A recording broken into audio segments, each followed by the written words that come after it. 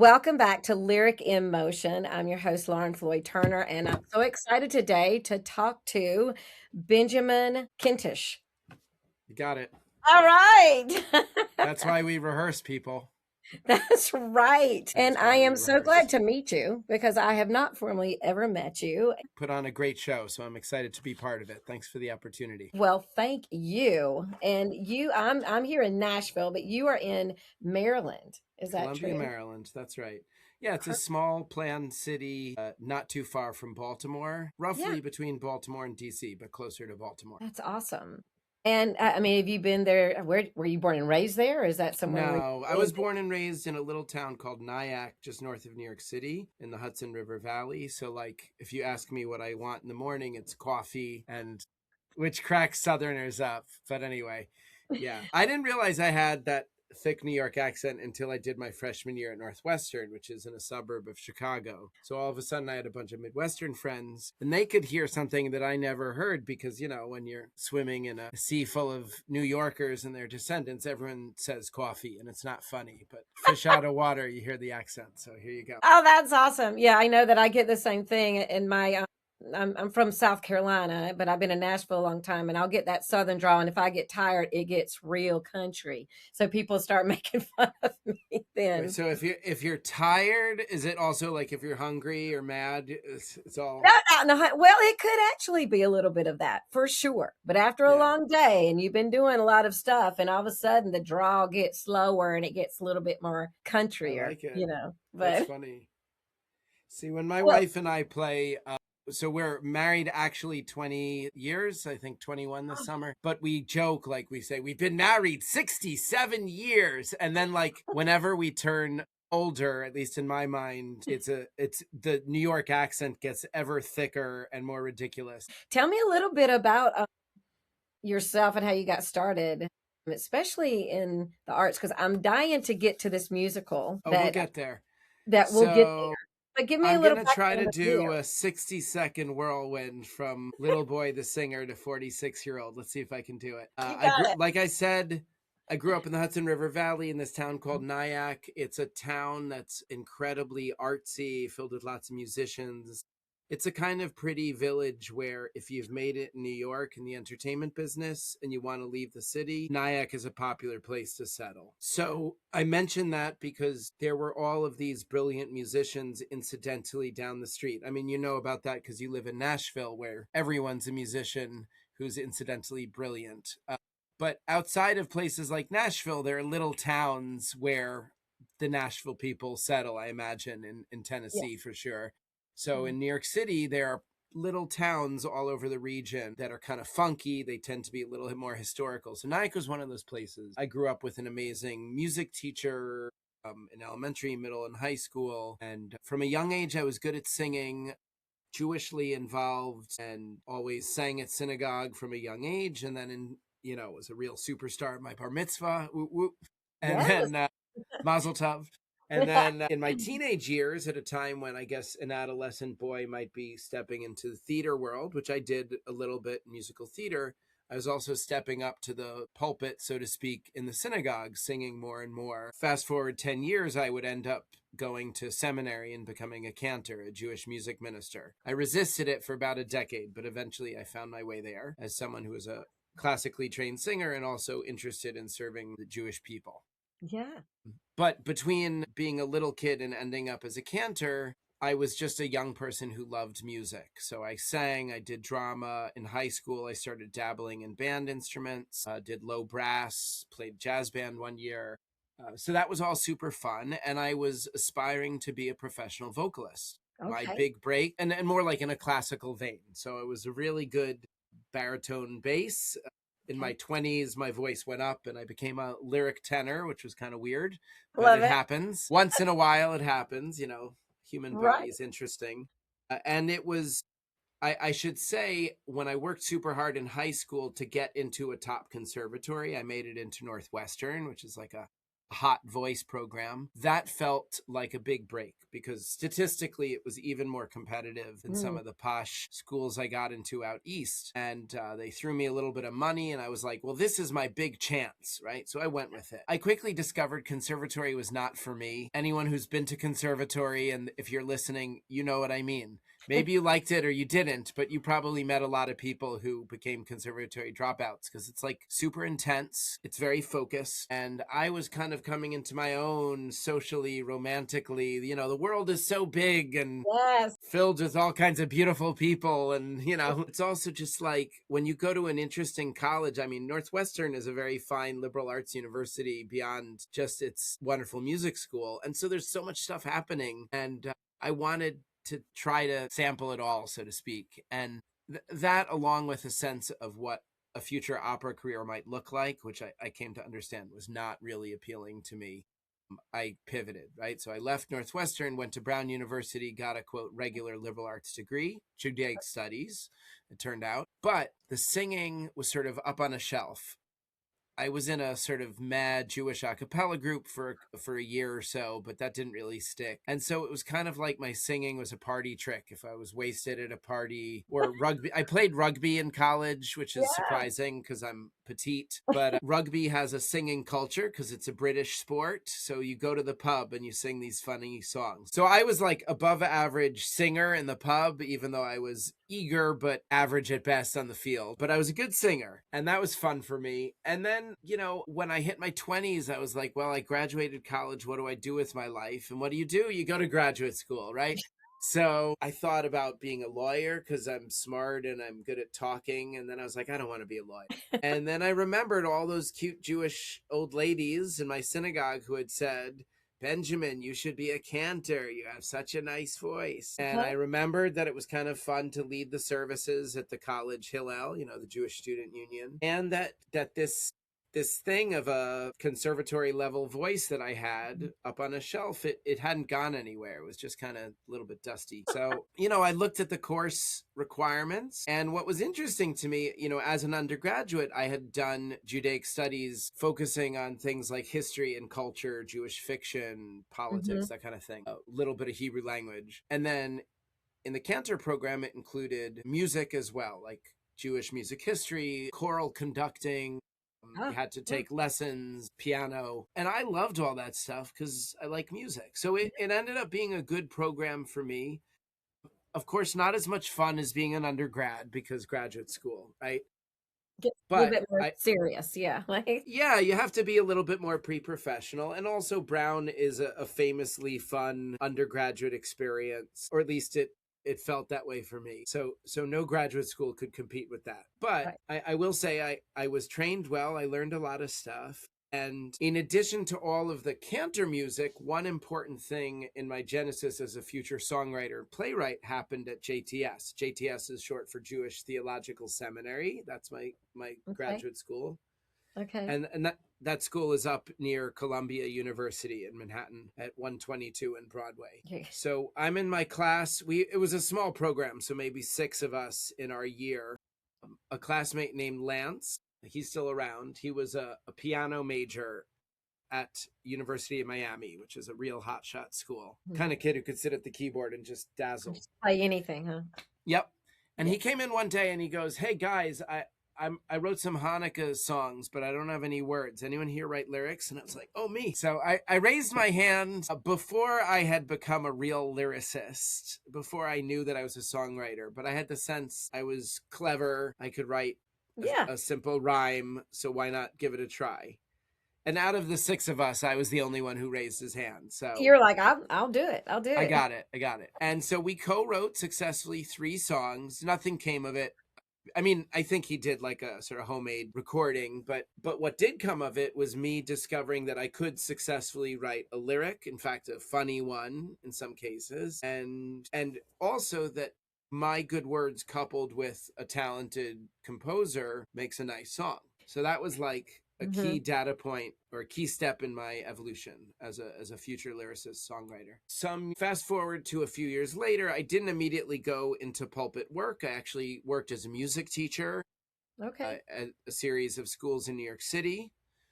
and then eventually made my way back to the Jewish world. And it was at my first job as a cantor. At this point, I'm nearly 8 years out of school, so I was mid-30s. Mm-hmm.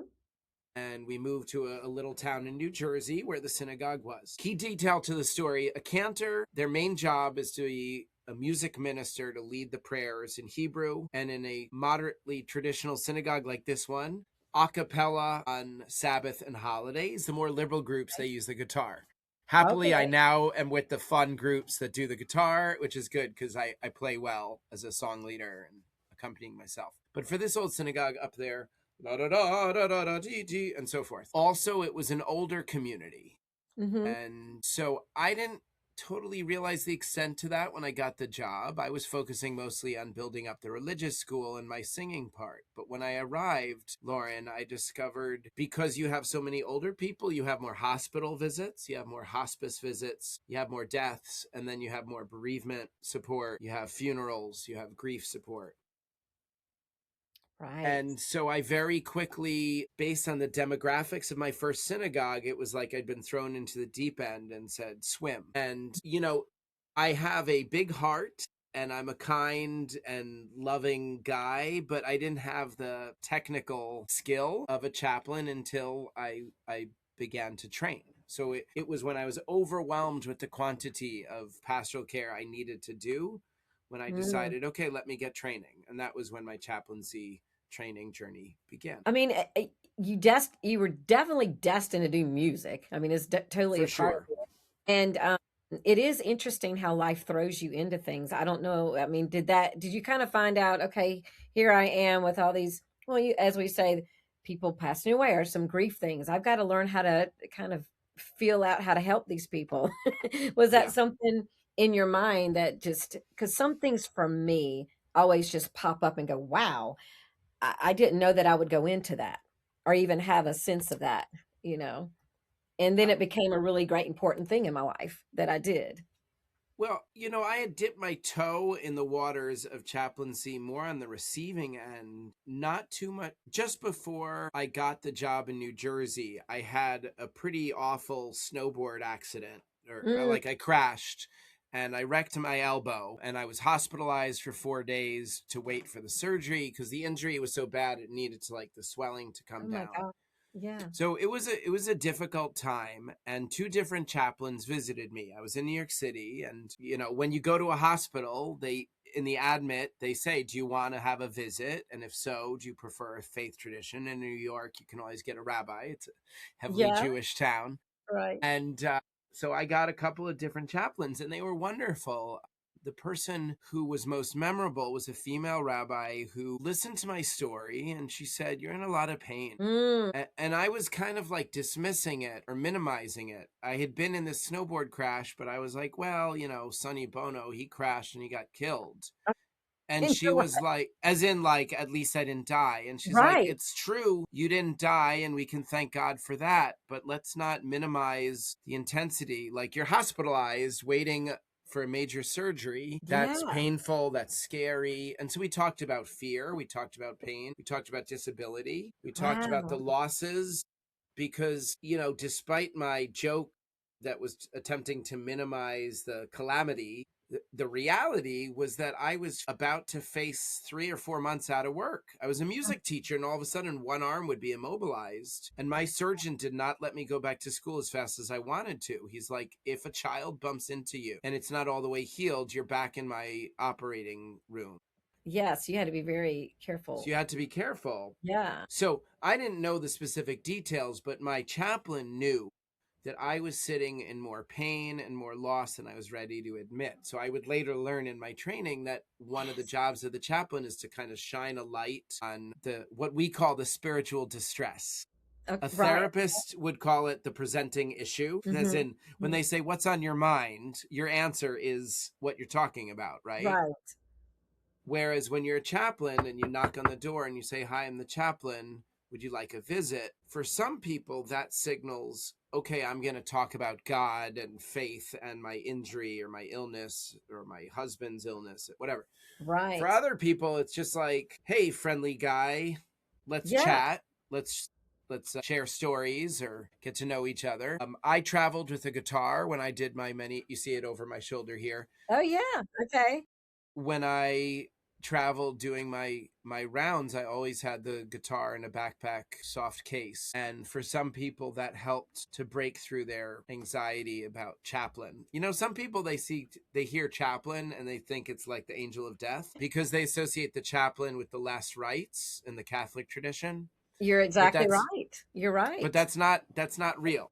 Right. That is a misconception, but you know, people think all kinds of wacky things in the Department of Faith and Religion, and when they are sincerely held, it's not my business to try to dissuade them. So I had to learn when I was doing these rounds. I mean, I did for each of my 4 units of training, Lauren, 300 hours of supervised visits. So that was like Wow. 4 to 6 hours per week. I would do probably 4 hours a week in hospice and 2 with congregants per week, and then keep logs and occasionally write up verbatim accounts and so forth. And then once a week supervision, and then graduate level coursework to support all this. But you would sit in there and, you know, I just remember loving, I just loved the visits.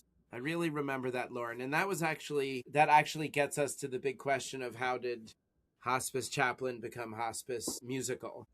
And I was visiting bedside. I mean, what you do when you round as a chaplain, you go room to room and you knock on the door and you say, "Hi, I'm the chaplain. May I visit?" And I use that exact phrase in my play, setting up one of the big songs, because that's what you do all day when you're the chaplain. You knock, you say, "May I visit?" And Wow. then what unfolds, depending on the person and their willingness to engage, you have the whole range. You have some people who say hard pass, no Mhm. thanks, go away. And then you say some people who are very excited. And those are typically people who have had a strong faith tradition. If they're the same faith tradition as the person visiting, that might be exciting, you know. So if someone is Jewish and a Jewish chaplain comes through, they're like, "Oh, a Jewish guy, great."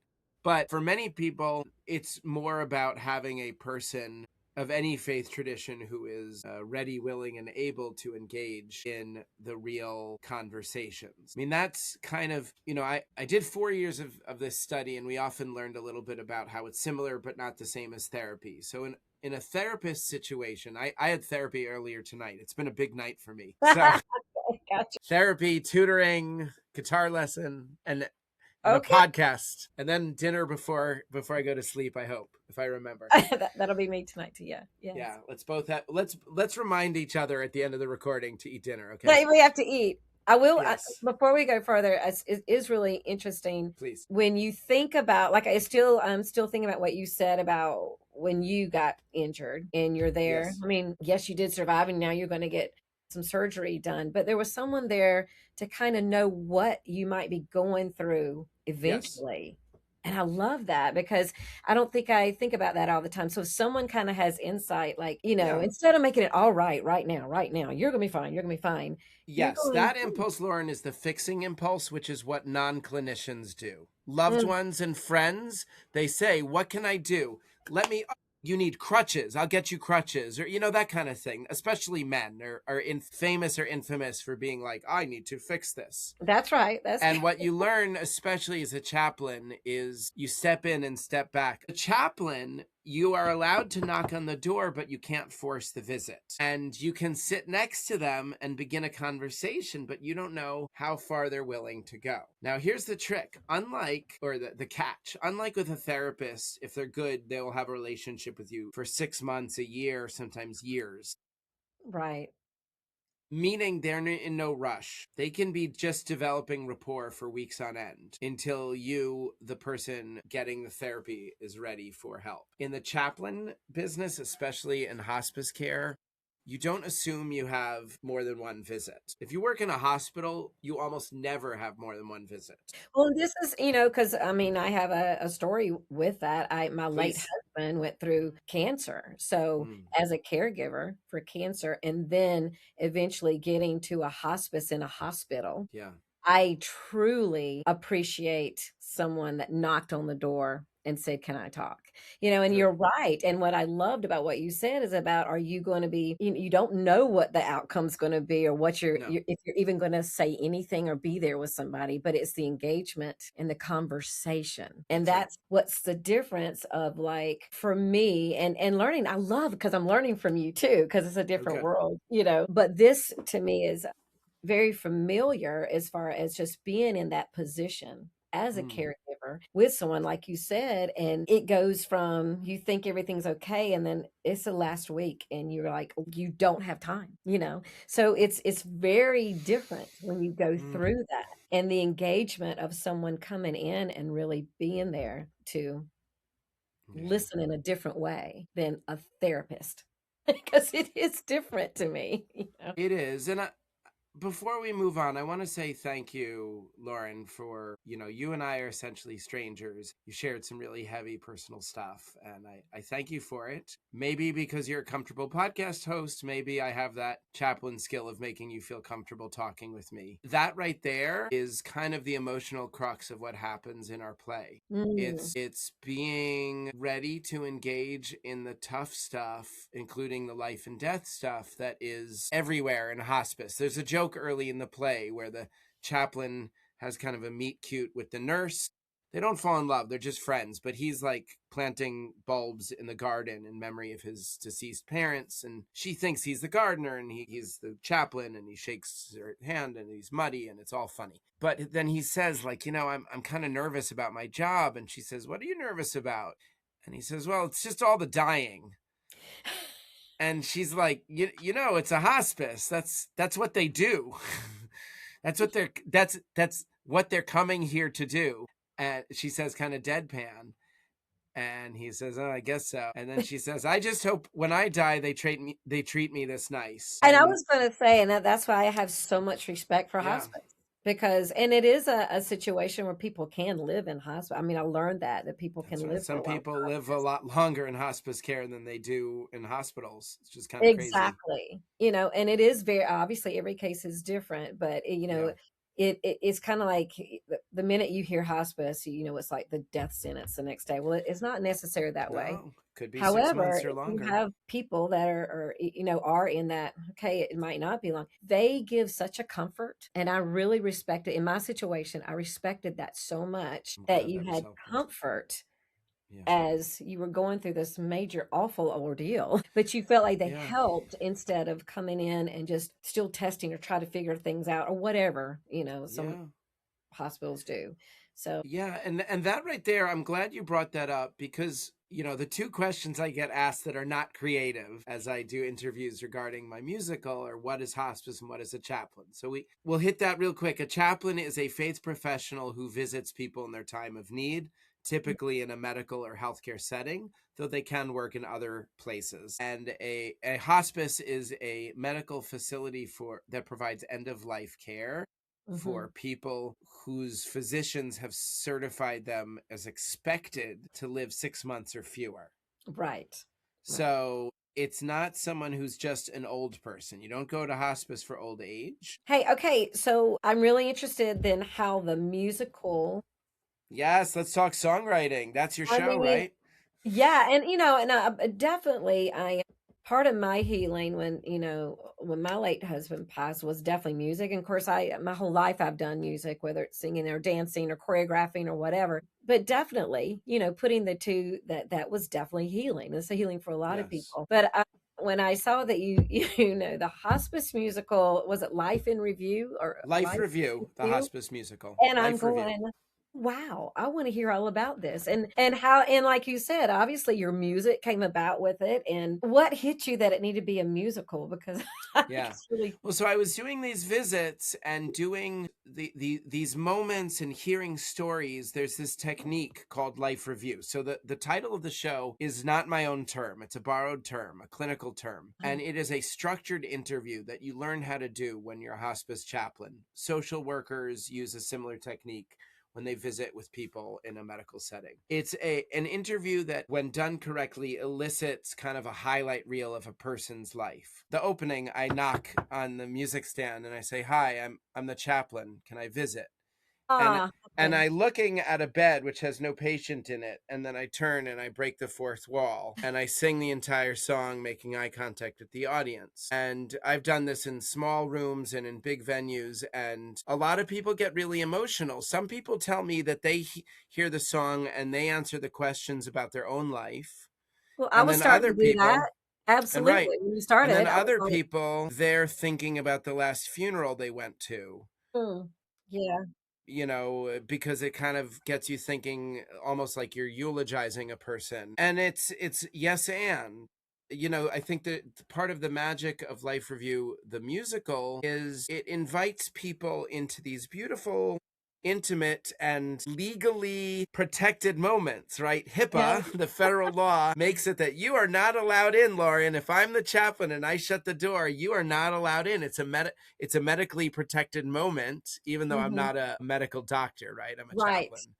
I'm a faith professional. In the same way that your therapist is not allowed to share your secrets and so forth, right? right, But through the power of theater, you are allowed to look in. You get to hear these beautiful mm, moments. A lot of the patter dialogue in the full-length version of the show gives us a sense that hospice is a lively place, filled with comedy and drama, filled with flirtation and romance and friendship and loss and regret. All of these feelings that are like big real life feelings, they all exist in hospice care. In fact, maybe in a little bit of a concentrated way. So those themes are there in the songs in different ways. And I should also mention that we have a structure that's meant to represent the complexity of hospice, as in a residential hospice, which is where this play takes place. Not the majority of hospice care in America is done this way. Most of it is done circuit style, as I call it, like people visiting, providing hospice care in homes or in other medical facilities. But there are some residential hospices. That is where I worked when I wrote this play, and so I fictionalized it on stage. So all the people live in this facility and they're getting end of life care. And so it gives possibilities of different permutations. Like there's a common room where they can hang out together. yeah, So most of the songs were inspired by people I met and stories they told, and then kind of fictionalizing them, repurposing them, and turning them into songs. Dying people enjoy beautiful music, and that was part of my ministry when I brought the guitar and I sang. Maybe soapbox number 2.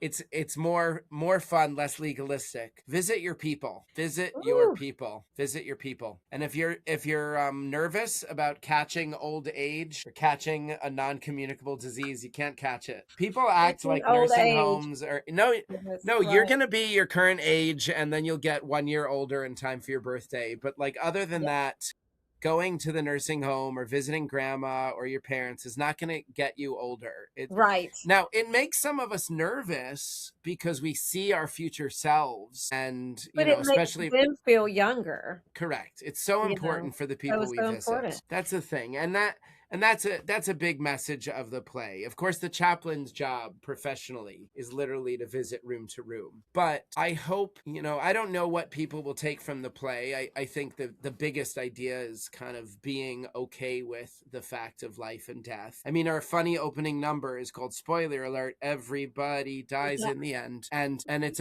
a great comedy number. It lists all of the kinds of people who die in the end. The oh my, lowliest pauper, the loftiest king, whether you're married or you got no ring, we all gotta die. It's vaudeville. It's very funny. And we set the table with that. Hat tip to my co-writer, one of my 2 co-writers, Jason Spiewak. When we were first brainstorming over some nice brown bourbon, he said, I shared this idea with my mom, who's an older lady, and she said, I like it, but you gotta have some funny stuff. You need some sexy stuff, not just the obvious sad ballad. So I followed that exactly, advice. and it sounds like you've really blended that well. Yeah, Yep. now, okay, how long has this been when did you write it and start performing it? It's now 12 years in development. Soon Wow. to be bar mitzvah year 13, and then we'll Okay. have to do some sort of funny promotion about that, because it's at once a very universal show and a very Jewish show, like Fiddler on the Roof. I Okay. tell people it's like Fiddler on the Roof meets a chorus line. Fiddler on the Roof, because there's all this God wrestling, looking up to the heavens above the stage, and chorus line because the characters step forward and deliver monologues in music. You have the Italian white lady from Massachusetts who sings this power ballad about snow. She used to love to ski in New England in memory. You have the older African American guy who used to work in the Black church, and his song is a gospel ballad talking about the blessings of the human body. The young man who dies early in the play, his song, which is not a dry eye in the house, it sounds like a pop rock R&B song, or more like pop R&B, Right. because that's what kids sing now. And that was a key stylistic choice I did when I was writing. I wrote the lyrics for all 16 songs, and I partnered with two primary writers, Okay. Michael Miller, Jason Spiewak, and two secondary writers, Andy Basov of blessed memory and Miriam Cook. And they all worked with my lyrics and co-wrote songs. Jason and Mike each wrote 6 or 7, 8 songs, and Andy and Miriam each took one.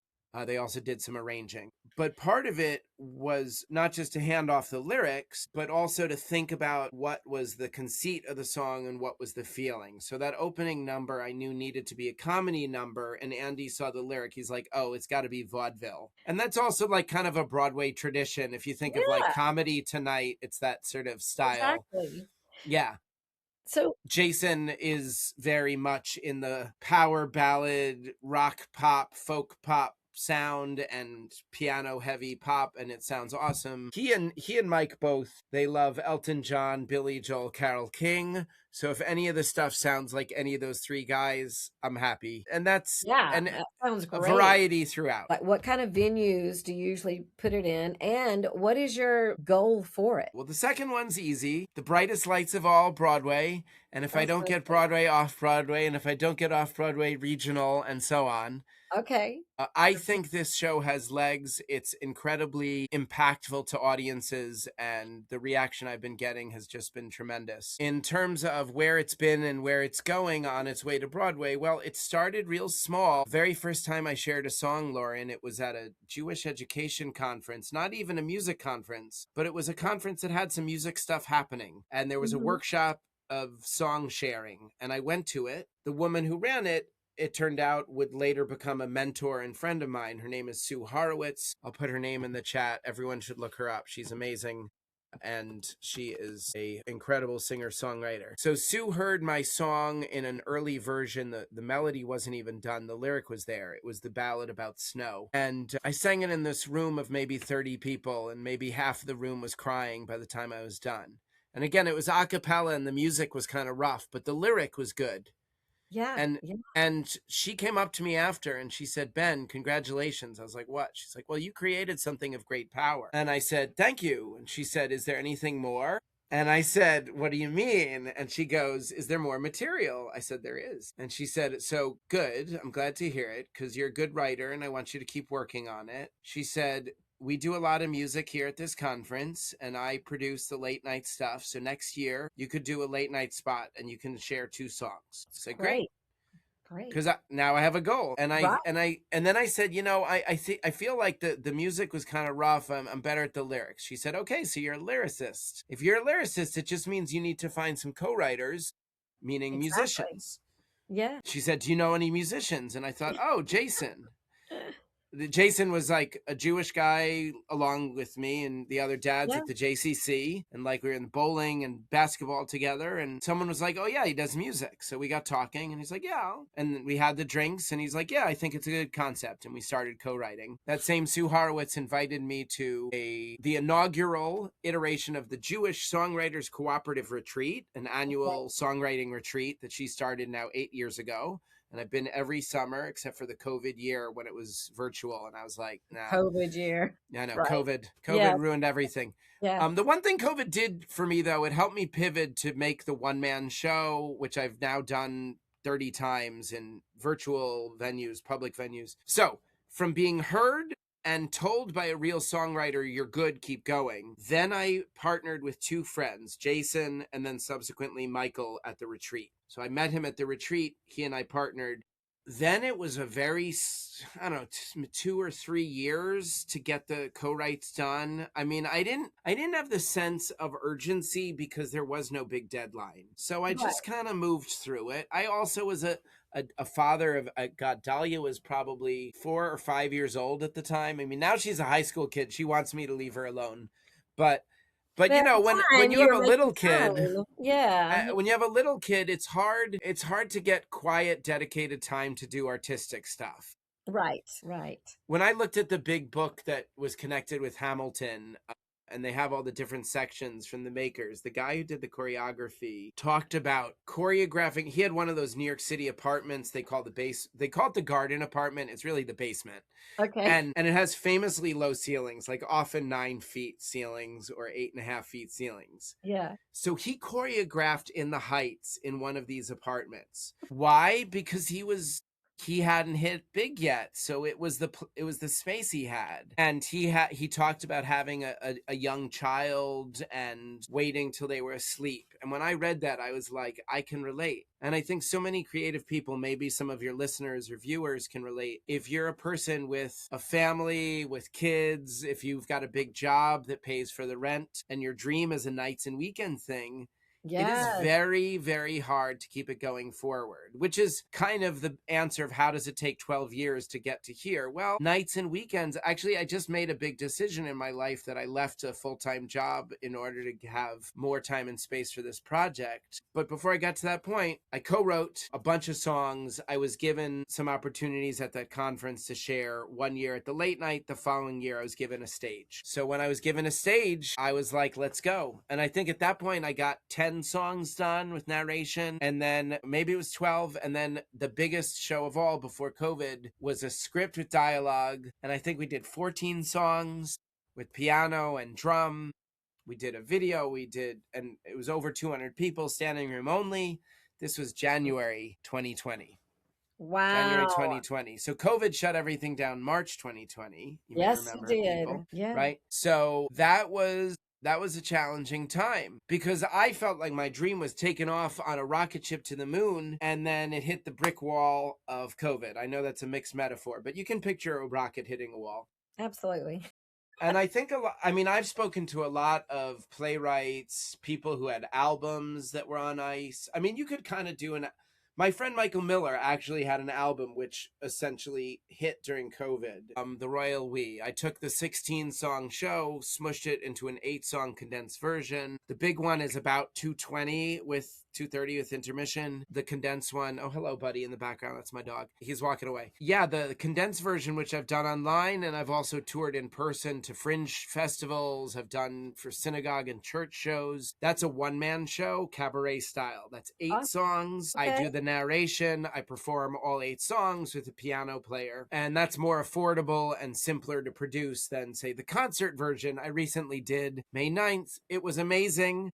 If you look me up on Instagram, people, you'll see a lot of stuff about the May 9th concert. That's at Life Review Musical. So we did a live concert of all 16 songs with orchestrated parts. So violin, cello, flute, clarinet, piano, me and 4 other professional singers from Baltimore City. And we did a live concert album recording, Lauren. So we have an album. Well, This I is was a just big gonna say, deal. I saw that you have an album Yeah. coming out. So is it out yet, or is it coming out still? So he's wiggling his fingers. The album has been mastered. I'm sitting on it with Oh, on my computer. I've had it. I've listened to it. It's fantastic. Our Kickstarter backers are getting it first, so they're going to get access to the digital download. And if they gave us even more money, they're getting a physical CD because people still want that. Believe it or not, yeah. some people do. Some They people do, like mementos. exactly, which is good. Yeah. We did a video, and so some backers are going to get the digital download of the video, and some backers who paid more are getting a DVD. We also made some art and some thank you cards, of course. Of After course. all of that goes out, we're hoping to have that done by the end of August. We're going to have a big public release where we'll make it available for sale on our website. Also, this is a good time to mention that we are beginning our album release tour. I have to get used to saying it Yes. like that. Okay. So travel for the coming 12 or 18 months will include promoting and sharing and selling the albums. Updates with photo and a whole lot of great video content on the Instagram feed at Life Review Musical. In the Yeah. lead up to the May 9 show, I did this great series that you can look up. It's all indexed and archived,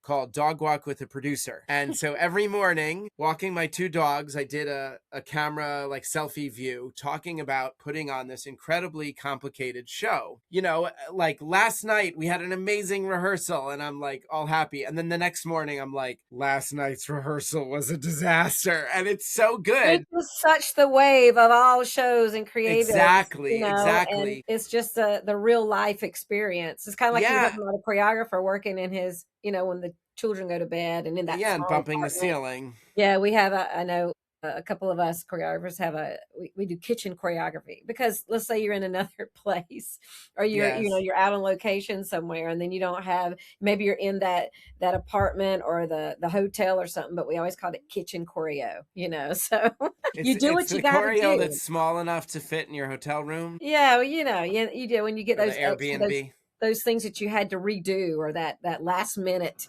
push for something. You're like you're up at That's midnight, doing your kitchen choreography. Yeah, you never know when the inspiration is You going to never hit. know. You never. Well, we're going to be trying to share it. I already have travel planned. I'm going to be in Atlanta in September at the Alliance for Jewish Theater, of which I'm a Okay. member, and I'm getting a small showcase to perform some of the songs. So hopefully connect with some theaters from around the country. In November, I'll be in Los Angeles for the Endwell Conference. The big dream, of course, is to find that unicorn person in the audience who falls in love with the work and says, I'm involved with the theater, or I have Of the course. check and I want to help you produce it so that you can say yes when a person invites you. We want to do it for real in a theater. So if you're hearing this and you want to help us do that, please get in touch. I'd love to hear from you. Man, I'm just so inspired by you, and I can't wait to dive more into what you're doing. And thank you for letting everyone who's listening know where they can see all this and how they can get involved, because that to me is part of Lyric Emotion too. Everybody, those creatives have got so much to offer, whether it's musicals, whether it's just songs, whether it's dance, whether it's choreography, that we Mm, all come together, support, and we all get a sense of that feeling that we really are involved in something important. And this absolutely. very important part of life, and it's things that people don't want to think about, Yeah. but there's something really inspiring about putting it in this musical form and going, Thank hey, you. because you live long enough, you're going to go through this, unfortunately, in some way or another. Yes, there's a lot of pain and hurt about loss, of course, in the rear view. When we're sad about the people who are gone, that is painful, and that's sort of what grief is all about. But the fear, anxiety is looking forward in the Yes, mirror at our own advancing age and our own expiration date. That is absolutely. scary for most of us. That's I right. talk about death and dying like it's no big deal because I've read and talked about it and written a play about it. But most people aren't like that. Most people are really, really frightened. And I've said in other conversations, Lauren, that if you take our five biggest taboos, sex, drugs and alcohol, politics, religion, death and dying, most people would rather take the first four at a Then dinner definitely, party. yep. Do you disagree? I agree with you. I mean, that is, Yeah. And and do like you we did remember that. how uncomfortable people got around you? I mean, can I bring it to you for a moment, if I may? Okay. Like when you went through your journey and then it was your husband who died? Hmm. Yeah. Do you remember how some people were good and some people disappeared? Of course. I Yeah, mean, it happens every time and it's shocking every time. well, and it's also interesting too that I mean, I've just learned so much, and now I've had years. I mean, it's been 10 years, so I can look at all the years and give you a lot of different things that I learned and that I grew from. I always say too, as people start to pass, I'm like, will you check on them 3 months afterwards, please? Will you check on them? Because what happens is everybody Mm, rushes in at the beginning, but for things start to really get real, Yes. and it's months afterwards. Yep. And that's when you feel even more like isolated and lonely. Maybe you don't want Yes. people around sometimes. Everybody's got their own journey, Yeah. but it's really interesting that you really just need to think about those months later, because It's a there's good reminder, Lauren. You know, when I worked as I have worked as a hospice chaplain in addition to my internships, and I learned that most hospices that have, well, they actually have to have chaplains. It's a law, but part of the work in most places includes providing bereavement services, as in grief right, support. Which makes sense because their customers are dying and therefore the loved ones are going to be dealing with grief. right, And you train the chaplains, the nurses, the doctors, the GNAs, CNAs, everyone learns to care for the family ecosystem. It's not just Mr. Smith in the bed, but it's Mrs. Smith, their children, the buddy, whatever. right, And so all of those people with whom you form relationships as the skilled and loving chaplain, nurse, doctor, they all are beginning their grief journey while the patient is alive. mm-hmm, That's called mm-hmm, anticipatory grief. I'm sure mm-hmm, you went through that. mm-hmm.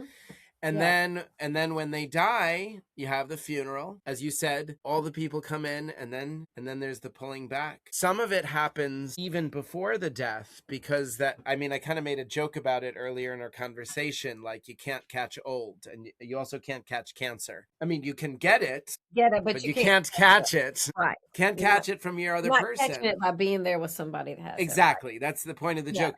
And yet a lot of people, because of their fear, when certain diseases come up, they kind of pull back. I had a friend who died of complications of muscular dystrophy. So when I met him in college, he was already in a power chair. It so happened we kind of connected because at the time I was temporarily disabled and it was like, oh, look, we're in wheelchairs. But like he kind of knew because he had this long-term degenerative disease that he eventually would be, it's a life-limiting illness from the moment it's diagnosed, but you can't catch it from him. Right. And you have to, it was so interesting being his friend. His name is Pete. I should show him love. Pete of blessed memory. He was a fun, interesting, kooky college kid who was incidentally in the chair. And we had like wacky adventures, drinking and smoking pot together and going to parties and looking for girls, like we were college kids. Yeah. And it turned out like dragging him to a frat party was an important moment in his life because he met he started dancing with a girl on the dance floor. I guess she sat in his lap and they started making out and he ended up marrying that girl. Oh my So, gosh. Okay, that's so cool. adventures. Why am I telling you all this about Pete? Because Pete was not just his disease and he was not just his disability. One of Exactly. the things that's so important about loving people who are ill or injured is to remember that they are still the person. They are not their diagnosis. They're not their disease. They're not their disability. They're not their injury. Yes, that is so true, and such a great reminder. That is Mhm. so true because it frightens people to get around sick people. It frightens them, and the fear is because it reminds us of our own mortality. Even Absolutely. when I had the elbow thing, it's not that bad an injury, but it's so visible. Everyone asks about it. When you have your arm in a sling, people can't help it. What Sure. I mean, happened to you? yeah, it's It's there. like it's right there. Yeah, and I learned that not everyone wants to be asked. Similarly, in a hospice setting, in a hospital setting, elder care setting, not everyone wants to talk about their medical condition. Right, right. So you don't have to be a chaplain to pick up some of these tips. If you're visiting your person, try the weather, compliment on them on their outfit. Right, just pick something different that doesn't go right If they're into complaining about the food, you can acknowledge it and then pivot to what was your favorite restaurant when you were younger? Like get them exactly. talking about a different time and place. And the other trick I recommend to people, sometimes we forget sick and old people don't have a lot of energy. So don't make them hold court with you too long or offer to take the conch. With our phones, we can be like, hey, would you like to see some pictures of my daughter? And they're like, sure. Yes, It's like you yes. don't even have to talk about any heavy stuff. Just show Sometimes some just being photos. there is enough. Just to Correct. be there. Yeah. Yeah, sometimes just being there. And that Mhm. brings us, one more acknowledgement to the previous soapbox moment, which is visit your people. You don't Yeah, have to stay for long. You don't have to stay for an hour. 15 minutes might be enough for someone who's seriously ill or dying. that is so true. Call, Yeah. FaceTime, or go and make it quick. Make it still know that they've got, you there, because that is Yeah. it, man. People will disappear on you. And It matters. It really yeah, and it does. matters. Hey, I'm so glad that we talked. I feel like Thank we you could so much for the time. talk even more, and I'm so I inspired. would be happy for you to invite me back. Maybe we Yeah, could do a separate episode to talk music education, because that's sort of the other hat I wear. And that might be an absolutely. interesting conversation for your show. So thanks so much. Well, and I'm gonna, we'll do it again, especially we'll Fantastic. do a catch up too. New old friends Yes. And can't wait to hear the music that's coming out too. coming That'll be soon. fun. All right. Take care. Thank you. Thanks so much, Lauren.